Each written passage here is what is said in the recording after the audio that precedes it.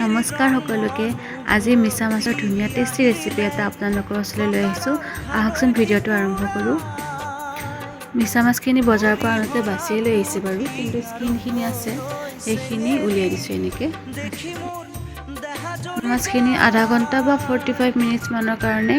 marinate কৰি থৈ দিম মেৰিনেট কৰিবৰ কাৰণে কৰ্ণফ্ল'ৰ লৈছোঁ দুটা কণী ভাঙি দিম জিৰা পাউডাৰ অকণমান নিমখ আন্দাজমতে দিব আৰু হালধি অকণমান দি ৰাখি থৈ দিম ফ্ৰিজত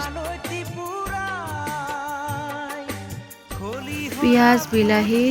নহৰু আৰু জলকীয়াখিনি ফ্ৰাই কৰি ল'ম ঠাণ্ডা হোৱাৰ পিছত মিক্সাৰ গ্ৰাইণ্ডাৰত গ্ৰাইণ্ড কৰি ল'ম তেলখিনি গৰম হ'ব দিম তাৰপিছত মিছা মাছখিনি এনেকৈ ৰঙচুৱাকৈ ফ্ৰাই কৰি ল'ম বিলাহী আৰু পিঁয়াজৰ পেষ্টটো ফ্ৰাই কৰি ল'ম তাতে নিমখ হালধি জিৰা দি দিছোঁ তলত ৰখি যোৱা গ্ৰেভিখিনি মেৰিনেট কৰা গ্ৰেভিখিনি সেইখিনিও ফ্ৰাই কৰি লৈছোঁ কণী আছে কাৰণে অকণমান তেল দি এক্সট্ৰাকৈ ফ্ৰাই কৰিছোঁ নহ'লে গোন্ধাব